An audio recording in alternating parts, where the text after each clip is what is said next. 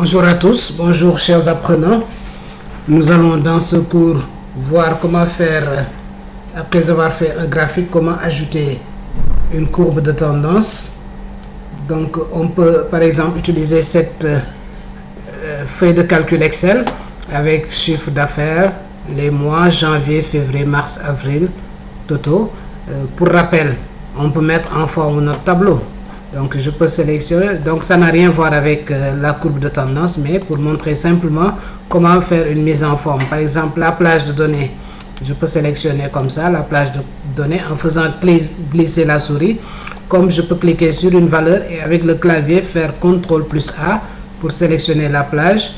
Et dans Accueil, l'onglet bordure, si je veux mettre des tableaux simples, je déroule l'icône bordure, je choisis toutes les bordures pour mettre des traits simples à notre plage de données. Donc ça c'est une possibilité. Comme je peux pour un tableau avec des données énormes, je peux sélectionner la plage, voilà, insertion, tableau, et vérifier est-ce que la bonne plage est sélectionnée, est-ce que votre tableau comporte des entêtes, oui, ok, et là nous avons un tableau dynamique, intelligent, très rapide. Ok, maintenant nous allons rester simple, tableau simple, toutes les bordures ici, l'icône bordure, toutes les bordures. Là, chiffre d'affaires, je peux augmenter la taille, gras, mettre un gras, augmenter la taille, voilà. Et là, je peux sélectionner de A1 jusqu'à F1 et fusionner et centrer. Donc, cliquez sur fusionner et centrer pour convertir toutes ces cellules en une seule et mettre chiffre d'affaires au milieu. Si je veux changer de couleur, couleur de police, voilà. Les entêtes de colonne, mois, janvier, février. Là, je peux sélectionner gras, centrer, ajouter une trame de fond. Ici, le pot de peinture, on a vu dans les cours précédents. Voilà. Les totaux, on a vu comment calculer également. Donc, par exemple, si je voulais calculer le total, égale somme, je sélectionne la plage, je ferme, je valide et je fais une recopie incrémentale. Je fais glisser.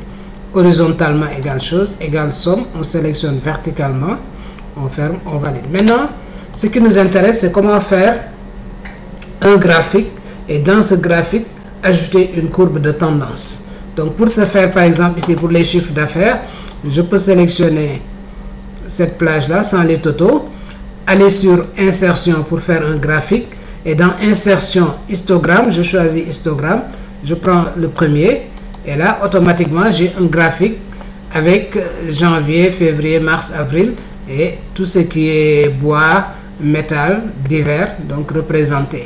Donc, je peux nettoyer comme on a vu précédemment dans un cours précédent, comment mettre le titre du graphique. Ici, je peux effacer, mettre chiffre d'affaires. Voilà. Si je veux effacer les traits horizontaux qui traversent, je pointe sur un trait, je lis quadrillage principal. Je fais clic droit, supprimer, j'efface les traits horizontaux. Si je veux afficher les valeurs au-dessus de chaque barre, je clique sur l'icône élément de graphique, le plus qui est là, qui permet d'ajouter, de supprimer ou modifier les éléments de graphique tels que le titre, la légende, le quadrillage et les étiquettes de données. Donc je clique dessus. Comme je veux afficher les valeurs au-dessus de chaque barre, je clique sur étiquette de données. Donc étiquette de données permet d'afficher les valeurs sur chaque barre. Si je veux enlever les valeurs, je décoche étiquette de données. Maintenant, l'intérêt de ce cours, c'est comment ajouter une courbe de tendance. Donc, je peux choisir une série, comme la série en métal ici. Je fais clic droit sur une série et je choisis ajouter une courbe de tendance. Une boîte de dialogue s'affiche ici à droite. Donc, il va ajouter une courbe en pointillé, mais je peux lui dire de me convertir la courbe en trait plein. Donc je viens ici sur l'icône remplissage, là, remplissage, trait plein, et là je peux choisir la composition ou la largeur. Donc ici, ouais, type de trait par exemple, voilà, type de trait, je choisis le premier, comme ça j'aurai un trait plein. La couleur, je peux choisir couleur bleue, la couleur que je veux, verte, etc. dans remplissage, ici l'icône remplissage.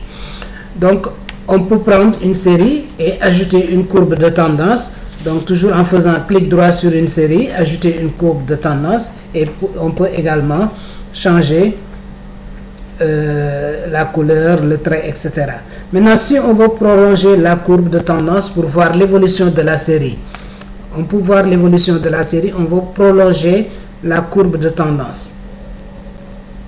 Donc dans ce cas également, on peut aller ici, on est sur la courbe de tendance, on va sur l'icône, troisième icône ici, option de courbe de tendance, on clique dessus, et là il nous propose exponentielle, linéaire, logarithme, selon ce qu'on veut. Mais nous voulons définir une prévision en avant de 2 périodes par exemple. Je mets ici 2 ou 3 ou 4 ou ce que je veux, le nombre de périodes que je veux, avant ou après ou arrière. Donc moi j'ai mis 2. Donc si on met 2, on valide, entrée, et là on voit maintenant l'évolution de notre courbe de tendance pour 2 nouvelles périodes. Donc on voit que on peut toujours améliorer notre courbe, comme on peut remettre 0 si on veut effacer la période.